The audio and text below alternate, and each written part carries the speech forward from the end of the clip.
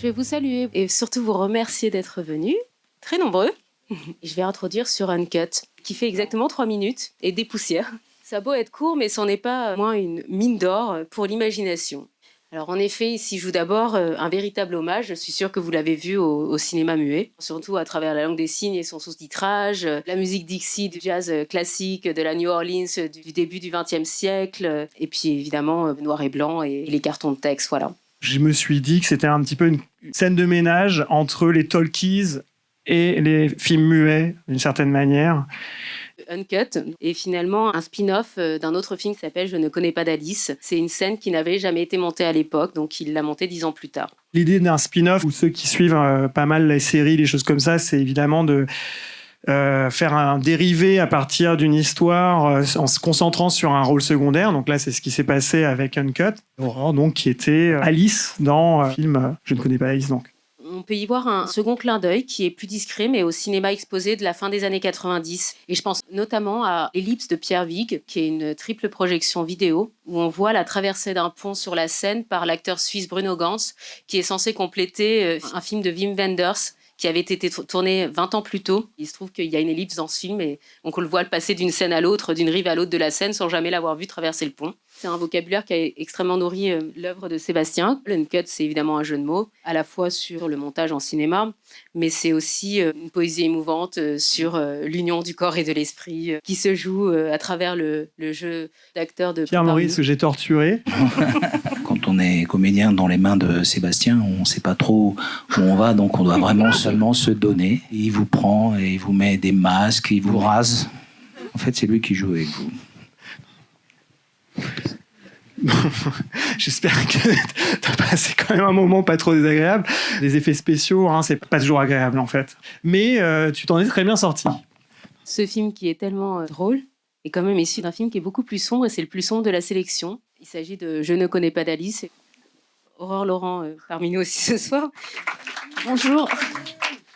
Je ne connais pas d'Alice, ça prend la forme d'un parcours initiatique assez étrange dans un hôtel que tu as nommé Protopia. Pierre-Maurice, tu joues l'assistant du politicien Jamal Abdallah, qui est aussi parmi nous.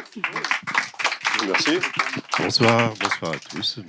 qui donc joue Henri Golem, cet homme politique programmé pour gagner. Oui, un beau tournage. J'ai eu beaucoup de plaisir à travailler avec Sébastien. Il est très, très précis lorsqu'il nous demande de faire telle chose ou telle chose. Il a une grande sensibilité, très humaine. Et ça, c'est énorme. Avec du respect, et puis il a une grande inspiration. Et ça, vraiment, c'est très agréable. Voilà. Merci. Un invité ici, Christian Mayer, m'a fait remarquer que c'était quand même peut-être ton film le plus lynchien. Ce que ça m'évoque, moi, immédiatement, c'est à la fois Le sang d'un poète de Jean Cocteau, évidemment, The Shining de Stanley Kubrick, puis aussi tout le cycle Cremaster de Matthew Barney, parce qu'il y avait aussi ces parcours initiatiques. On commençait à faire avec l'ambition technique du cinéma dans la liberté de l'art contemporain, où on peut étendre l'univers dans des expositions, présenter des éléments de décor sous forme de sculpture, des photos, des choses comme ça.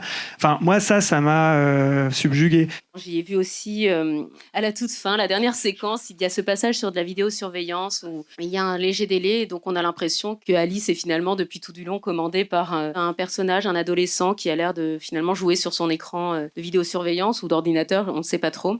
Pour moi, ce film est né de l'art vidéo, bien sûr, les installations, la vidéosurveillance, qui revient parfois dans mon boulot.